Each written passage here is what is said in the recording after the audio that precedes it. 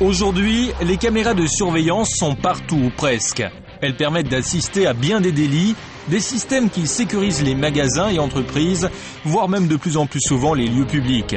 Lorsqu'elles sont enregistrées, comme c'est de plus en plus souvent le cas, ces images permettent aux policiers de se baser sur des faits concrets pour mener leur enquête. Ces images sont très utiles également en cas de vol. Ici, on peut apercevoir 2 cambrioleurs. Ils tournent autour d'un bâtiment. Ils sont en repérage. Ils veulent savoir si quelqu'un va réagir à leur présence. Ils vont attendre quelques minutes avant finalement de forcer la porte arrière du magasin à l'aide d'un pied de biche.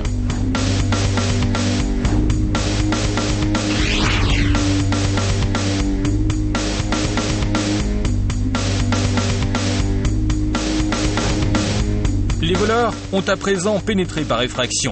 On les aperçoit en train de visiter l'établissement à la lueur d'une lampe de poche. Très vite, l'alarme s'est déclenchée. Les voleurs ne resteront pas longtemps à l'intérieur avant de s'enfuir. Les propriétaires, eux, ont été réveillés par le dispatching. Ils arrivent sur les lieux. Ils vont évaluer le préjudice. Heureusement, il n'est pas très important.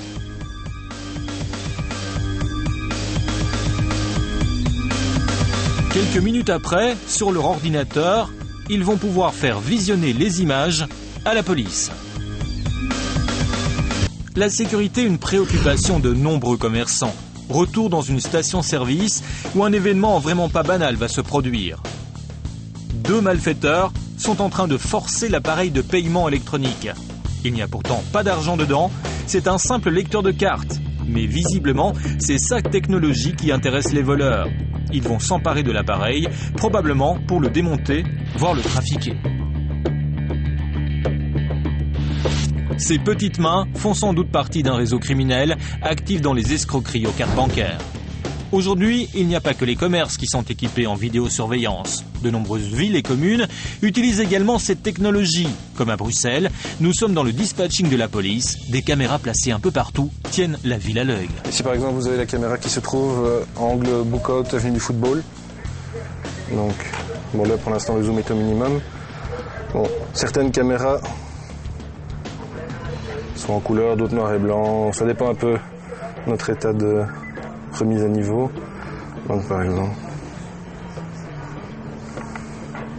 Ah oui, on est sur une plaque. Voilà par exemple une voiture mal stationnée, enfin pas celle-ci en général, mais bon, si on a 2 voitures mal stationnées, une fiche, on a une caméra sur l'endroit, on peut venir regarder ce qui se passe exactement. Ou d'autres choses, une bagarre en cours, si on a une caméra, ça permet d'aller voir ce qui se passe sur place. Ici en fait on a le dispatching de tout ce qui s'occupe des incidents de trafic. Il y a donc un deuxième centre, cette fois pour la circulation. Vous avez combien de caméras comme ça Sur la zone, on doit avoir une 40aine de caméras sur toute la zone. Et ça vous aide bien dans votre travail? Quand même, sur certaines, surtout pour le trafic. Donc, quand on a une caméra présente sur les lieux, ça permet d'avoir une vue directe de ce qui se passe et de mieux renseigner les patrouilles. Des images qui permettent donc de mieux guider les patrouilleurs vers le lieu d'un accident, par exemple, en cas d'opération spéciale ou lors de la surveillance d'événements dans la ville.